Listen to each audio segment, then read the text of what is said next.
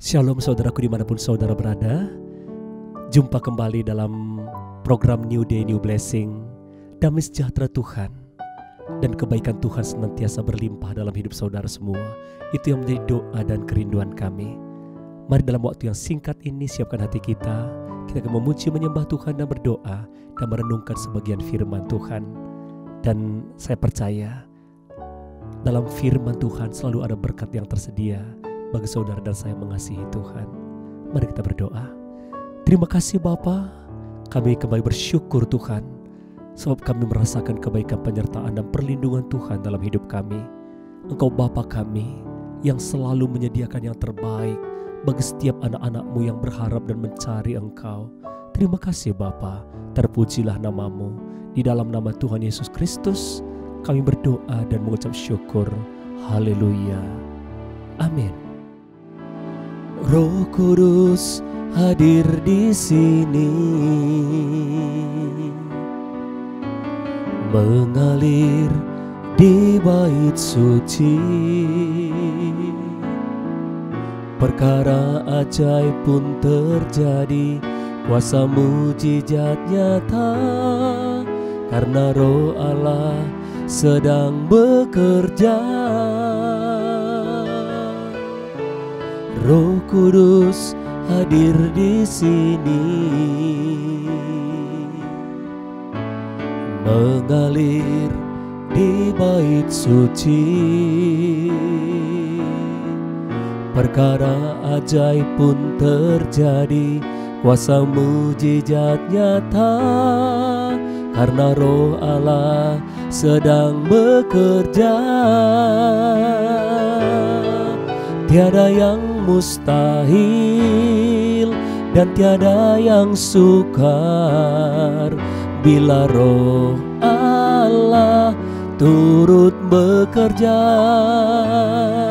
Tiada yang mustahil dan tiada yang sukar, karena Roh Allah turut bekerja di antara kita.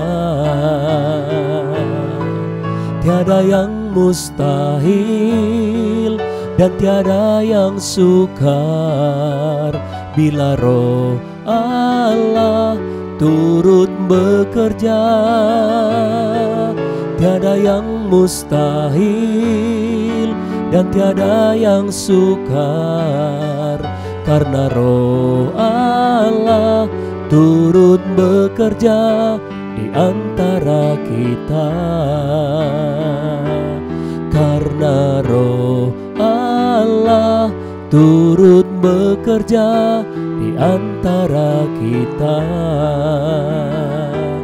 Karena Roh Allah turut bekerja di antara kita.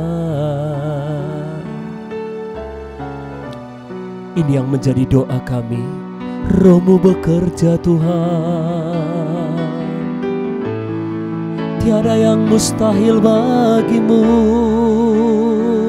Kami percaya Tuhan, bahwa Tuhan sanggup melakukan segala perkara dalam hidup kami. Sampai dengan hari ini kami percaya, maka kami berkata-kata, terima kasih Tuhan, terpujilah nama-Mu. Di dalam nama Tuhan Yesus kami berdoa dan mengucap syukur. Haleluya. Amin. Mari saudaraku kita buka firman Tuhan yang diambil dari kitab 2 Raja-Raja pasal yang ke-6, ayat pertama sampai dengan ayat ke-7. Demikian firman Tuhan. Kapak timbul mengapung. Pada suatu hari berkatalah rombongan nabi kepada Elisa, cobalah lihat, tempat tinggal kami di dekatmu ini adalah terlalu sesak bagi kami.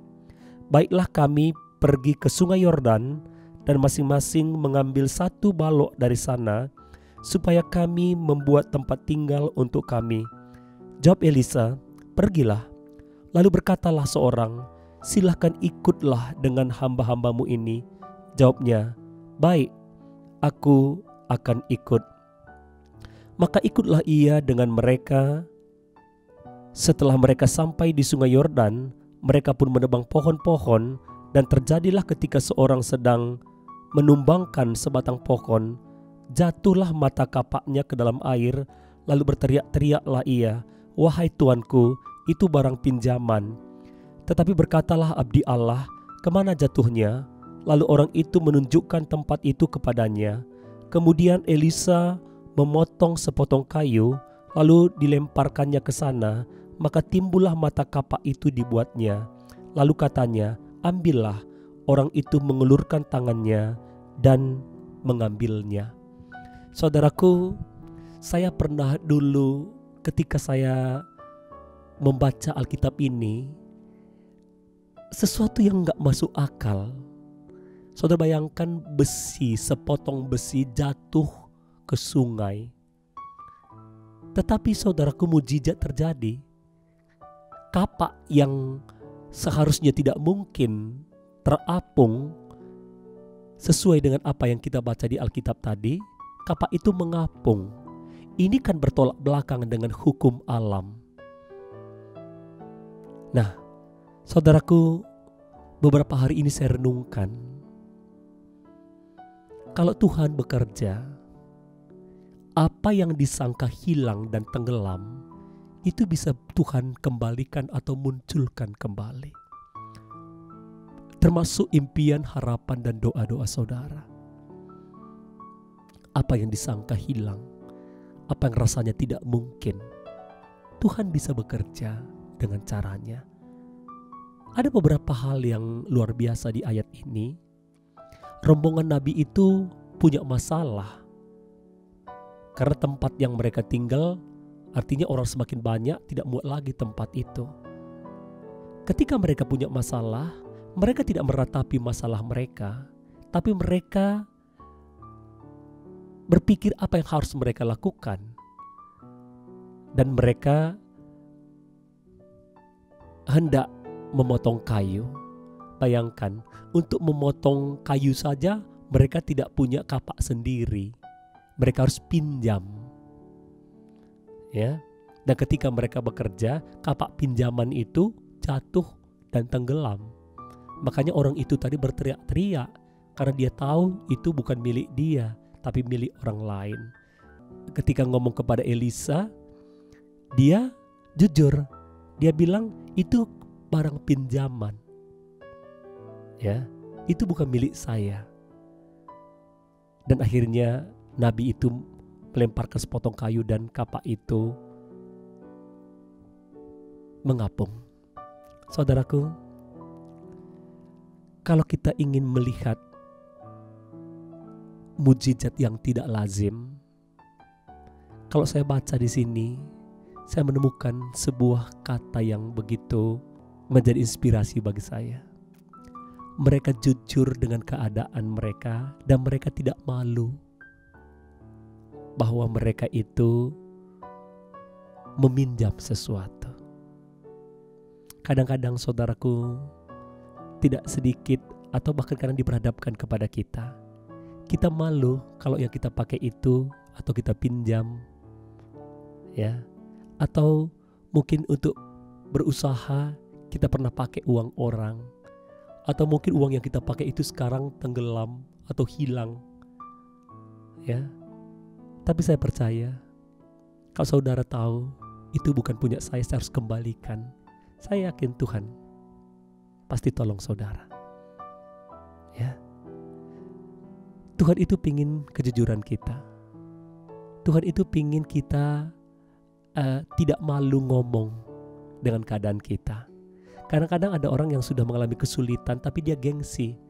Tidak boleh ada yang tahu kalau saya sulit. Tidak boleh ada yang tahu kalau saya sedang dalam pergumulan. Bukan berarti kita juga menceritakan kepada semua orang pergumulan dan permasalahan kita. Tidak juga.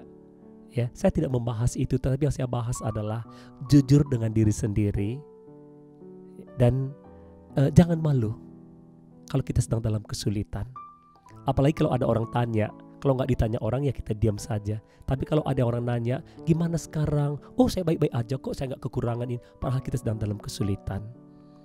Ya tetap kita bisa jaga, kita katakan, aku sedang dalam kesulitan, tapi aku percaya kok Tuhan pasti tolong. Ya, dan saudaraku, inti dari semua yang saya sampaikan hari ini adalah apa yang mungkin saudara sangka hilang, apa yang sepertinya sudah tenggelam dan tidak ada harapan, kelihatannya mustahil. Berseru kepada Tuhan, datang pada Tuhan. Saya percaya Tuhan masih sanggup mengembalikan apa yang hilang, bahkan memunculkan kembali apa yang pernah tenggelam. Doa saya, biar seperti rombongan nabi-nabi ini, mereka bilang kepada Nabi, ikutlah kami. Artinya apa? Mereka menyadari tanpa penyertaan Tuhan